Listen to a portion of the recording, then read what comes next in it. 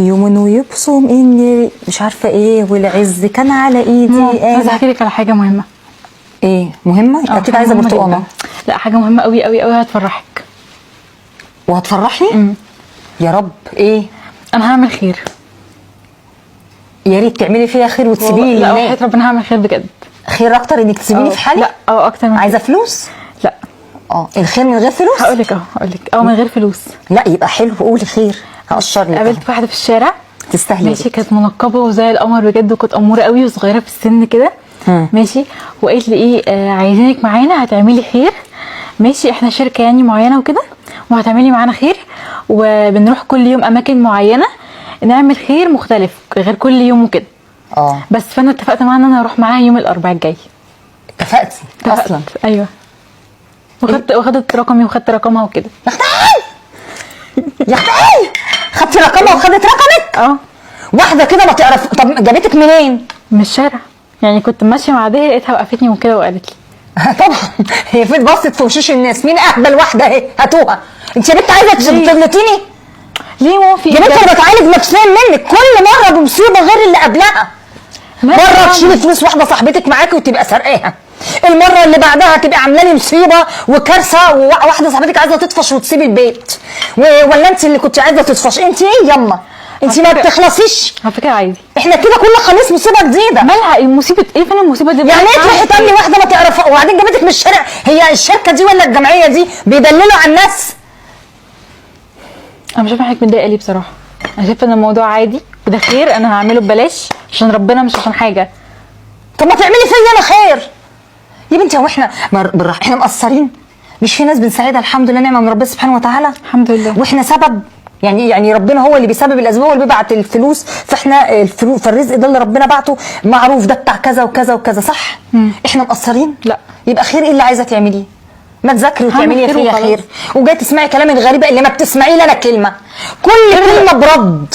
خير اللي ربنا عادي. انا مش عاجبني اللي انت بتقوليه. ليه؟ يعني ايه ليه يا نسين؟ يعني ايه ليه؟ قابلتي واحده في الشارع؟ انا مش فاهمه الموضوع. كنت قاعده في كافيتيريا ولا في الشارع كده ولا فين؟ انا مش فاهمه. في الشارع. انا كنت ماشيه خارجه من الدرس وقفتني بقى وقالت لي يعني هي جت كده قدامك قالت لك عايزاكي في شركه؟ لا قالت لي ممكن يعني اقول لك على حاجه، هنعمل خير وكده وعايزاكي معانا وكده. وادتني ورقه ومكتوب فيها رساله بقى وكده. ايوه وادتني ملبس. يا اختي وكلتي ملبس؟ ايوه والله كلته. يا رب نعمل ايه؟ والله ما انا عارفه انك بتحلفي وانا مصدقاكي. يعني كلتي ملبس؟ والله استغفر الله. الورقه كان مكتوب فيها ايه؟ كانت مكتوب دعوه. يعني دعوه تدعي دعوه؟ تدعي لي؟ ما طبعا طبعا تدعي لي. قالت لي ايه؟ لا تنسوا فلسطين. والله العظيم والله العظيم. طب امشي امشي امشي. وبعدين بقى اعمل انا ايه في البلوه دي؟ ما انا لو قلت لها ما تروحيش ممكن تروح من ورايا، ولو قلت لها طيب روحي يبقى انا برمي البيت، ولو قلت اروح معاها مش هنخلص من الحوارات دي. انا قادره اشيل نفسي لما اروح الجمعيه، افضل احط في لبس اشيل نفسي بالعافيه في البيت. يا رب دلني على الطريق الصح يا رب. يعني انت دلوقتي مصره ان انت تروحي صح؟ مفيش امل جدا. انا اصلا وعدتها خلاص اصلا. طيب قومي هاتي لي رقمها وهاتي لي الورقه اللي اديتها لك مكتوب فيها اسم الجمعيه او الشركه دي ولا لا؟ مكتوب فيها. هاتيهم. ليه بقى؟ عشان هاجي معاكي بجد. ماشي.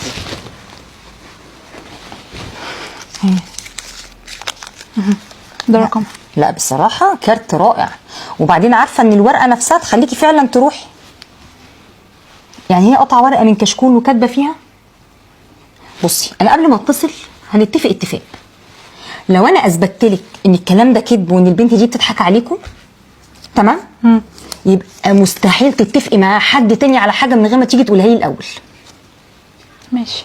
ولو انت اثبتتي لي ان انت اللي صح برضو تتفق عادي وتيجي تقولي لي وانا موافقه بشكل مبدئي، يعني مش هنتناقش في الموضوع. اتفقنا؟ اتفقنا. واحد، موضوع ان جمعيه تيجي تجمع ناس من الشارع ده شبه مستحيل. قولي لي ليه؟ لان لازم عشان الجمعيه تجمع ناس يكون الواحده دي اللي نازله المندوب عن الجمعيه او عن الشركه معاها كارنيه، والكارنيه كمان لازم يبقى مختوم، يعني مش اي كارنيه اي حد يديهولك. والختم اللي عليه ده كمان ممكن يتزور. عشان كده المفروض كنت انت تقولي لها من فضلك ابعتي لي على الواتساب صوره الكارنيه اللي حضرتك ايه، الهيئه اللي حضرتك من ناحيتها وكده، وانا ايه هبدا ان شاء الله اشوف وان شاء الله اقرر واجي اقول لحضرتك. لكن ما تقولهاش ان انا مقرره جايه معاكي ازاي.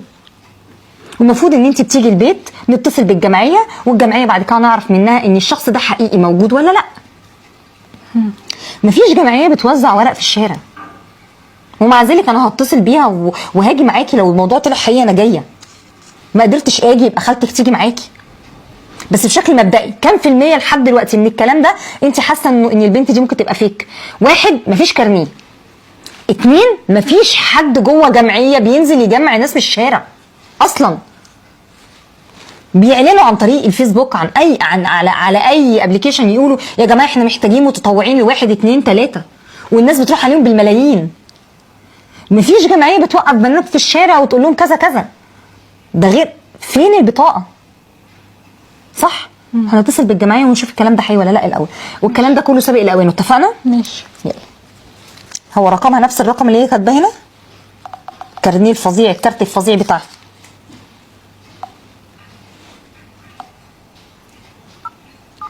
ده رقمها، هسجله الاول عندي على الموبايل عشان اعرف اديه للجمعيه. اوكي؟ ماشي. طبعا الجمعيه هي جمعيه مشهوره. افتح الباب لحد ما اشوف انا موضوع الجمعيه ده. ماشي. تعالي ندوس اتصال وهنجرب. اوكي؟ يلا. بيرن اصبري. ايوه السلام عليكم. ايوه ازي حضرتك عامل ايه؟ لا انا لا مفيش حاجه عايزه اتبرع. انا بتكلم حضرتك بس في موضوع، هو انتم من عندكم في الشركه او في الجمعيه بتاعتكم يعني مكلفين مندوبين ينزلوا الشارع يعني يجمعوا ناس او كده؟ المنطقه حلوان حضرتك. اسم البنت اوكي هبعته لحضرتك دلوقتي حالا. ينفع ابعت واتساب كل الحاجه؟ بس بشكل مبدئي ما بتكلفوش حد ينزل يجمع حد من الشارع. ها تمام.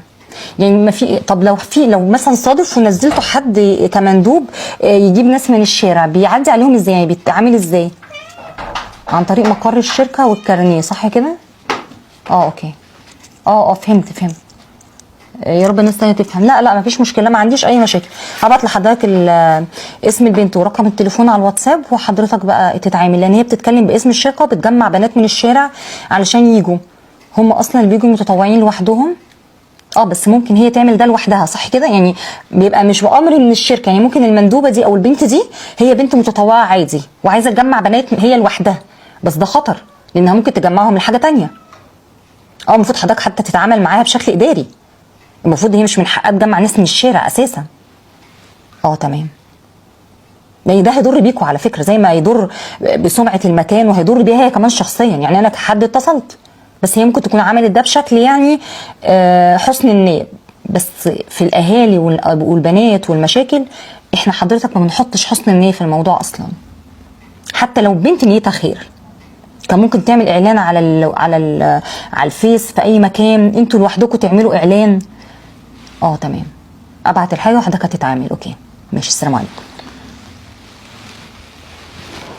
ايه رايك؟ اعتقد بقى هي دعيت لك. امين اللهم امين يا رب العالمين. ايه رايك؟ يلا بقى نشوف مذاكرتنا وحنا بقى، صح؟ نشوف حنا.